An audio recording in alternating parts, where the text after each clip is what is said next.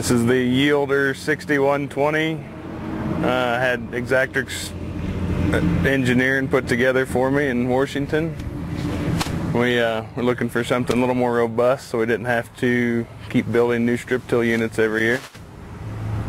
Looking for something lasts 30 years and hold 1,000 horsepower, because it seems like everything we build takes about 5 years and we have to build something bigger. So went to Guy and Jeff up there and helped them get some ideas on the table. Then they came up with this for me.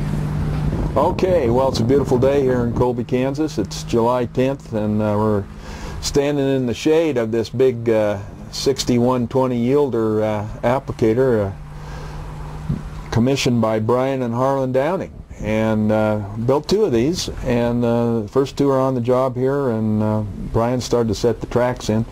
And Brian, this is Brian Downing, and Brian, you're going to mount up a strip till toolbar first of all, is that right? Yeah, we ordered 16-row Horseman, 1-trippers, 30-inch spacing. They're going to go under here on the 3-point, and strip till in the spring, primarily, some in the fall, with the taps formulated, liquid and anhydrous.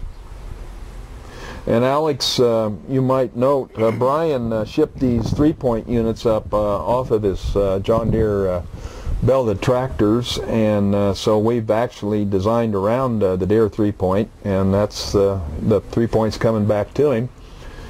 And so the arch tongue is very key to the machine design, because it's able to pick a very big load and handle up to 1,000 horsepower. And of course, when Brian said he wanted 1,000 horse, all of a sudden we went from 2-inch plate in the arch to a 3-inch plate.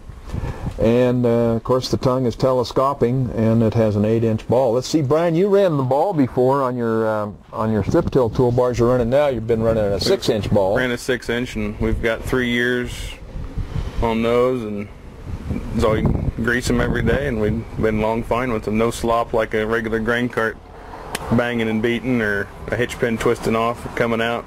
Pulling about 40,000 pounds, I suppose, on that cart, steer cart, Roadrunner steer cart with a 2,500 gallon ammonia tank and 1,000 gallons of poly. Yeah, and we've went through some rough terrain with them to a point where I've worried, and we've never had any problems. Yeah. So the ball and socket's a real hit, been used very well in the application of big loads, and I think an iGuide, Brian's a real expert on guidance, and spent a lot of time over the last 10-15 years working on guidance. And this machine is designed for controlled traffic, Brian, and you specified in the designs that we would run tandem tracks. He requested tandems, very similar to a Yielder drill. And he requested the gauge lines be set up on 120 and 180. And then our discoveries were, as we engineered this, that we would have to have special tracks in order to get clearances right for controlled traffic. So Camoplast came through and built these 22-inch belts.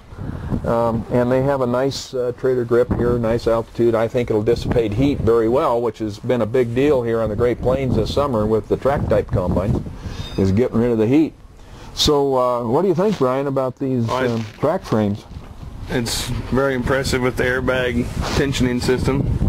That really caught my eye.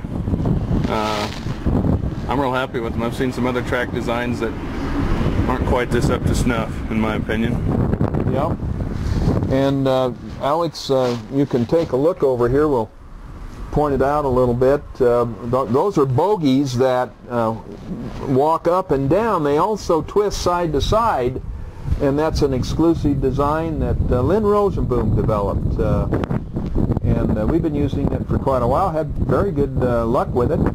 And even the front idler twists and bends a little bit too, so the belt will actually move very close to the center stand of the frames when it flexes as it goes through the land. We can actually lock up these front idlers also so they don't move too much. And we'll have to see how it goes here, and we'll experiment a little bit and see what happens here. And the tandems are tied together back here with a big cross beam, and that purpose is to pull an implement at some time in the future. And so Brian, you're thinking maybe 60 feet or something behind it? We've got a 60-foot 1890 John Deere 10-inch drill, and we're going to convert over to Exactrix application while seeding, and I want to be able to pull that back here, because that's what we always find is, you know, we got our Exactrix pumps and tanks and everything 10 different places. Now we'll be able to have them in one place and put multiple implements either in the 3-point, or pull different implements in the hitch back here, or any combination. Maybe I've thought about putting a single disc applicator up here and applying seed wheat and fertilizer back here with the 1890.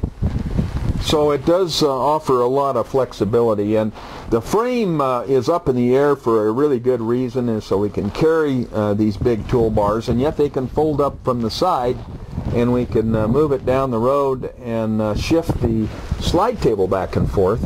Of course, you haven't shifted it yet. No, we're just took delivery and got the crane here and lifted both of them off the ground, got the tracks under the inside here, and we've been busy keeping up with irrigation in this drought, so get a little rain and some time, we'll start working on them again. Yep. And of course, this will be a TAPS formulator. The two ammonia tanks are 25-25, so over 5,000 gallons of ammonia to meet the Kansas ammonia laws for liquid delivery right to the field. So Brian will be running DOT transports. He'll have a hazmat certification for all his drivers, and so he's geared up to do it just like the big boys do in the Pacific Northwest and up in Canada. So it's a very safe approach, and I think he's starting to learn a lot more about the problems of co-op trailers, and this really solves a lot of problems for you, doesn't it? The co-op trailers that's some dated technology, and there's some huge safety factors there that I don't think a lot of people look at, and they just look around just because it's convenient. And most things that are convenient have problems. Well, that's right. Salvage and convenience, and that is what we're trying to avoid. We're trying to be proactive right in the front of the game, and demonstrating advanced technology that allows for maximum safety of application and allows for maximum efficiency too. So this is a big rig, but by Montgomery, they got a big farm too. So, you know, you just have to realize that it's a continuous exodus from the land. People continue to leave for the cities, and farms just get bigger. And it's because of the ag engineers that worked very hard at building better machinery.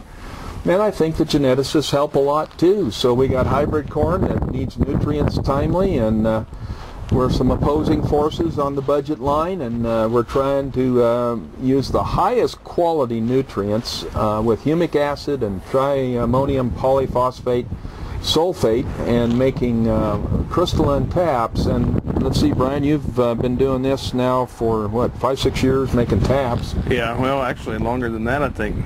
Approaching 8 or 9 years. We started out single product, or not single, we Exactrix anhydrous, and had our own liquid system, and we learned there's a better way, and we've been dual product for years, and now we're going to start experimenting with triplex and 3 products, 2 liquid, 1 anhydrous, maybe 2 anhydrous for different variable rates. And just there's never an answer to what's right, but we're always trying new stuff to figure out what's wrong. Kind of a mobile fertilizer factory when it all boils down, with the primary lowest cost nutrients and or the highest quality nutrients. So liquids, the fluids are world famous for their high availability to the crop.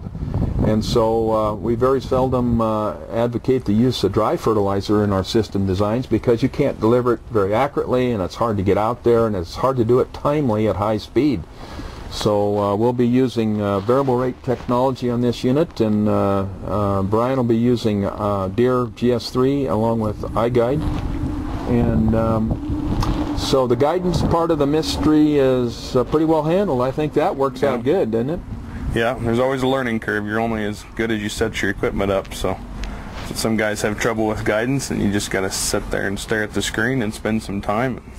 Don't you think it's one of the most hidden subjects in American agriculture, where guys will buy a guidance system? They've got the technology right there in their cab, And as long as it's moving back and forth fairly straight, let's roll. That's how they treat it. And spend 5 more minutes and you'll be perfect. You'll be perfect, yeah. So the RTK guidance techniques and the absolute correction right to the mark, so that next year when we come back and strip till back in, corn on corn into the pivots, we'll just, what, move her over 5 inches? Is yeah, that I move 10 when I strip till, and when we go to plant wheat with our 10-inch drill, we move 5 inches over, and that lets that press wheel brush by the stalk on one side and the closing wheel on the other, and just perfect. But you just got to spend the time. That equipment's only as good as the operator putting intelligence into the machine, or information into the machine. Right.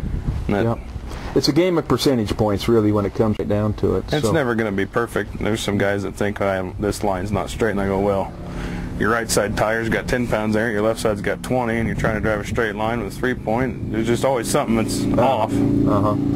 So this big track design, in combination with the belted tractor, it should really be hooked into the earth. Yeah. And make a nice operating platform. Yeah, glad we went with the tracks instead of tires, for sure.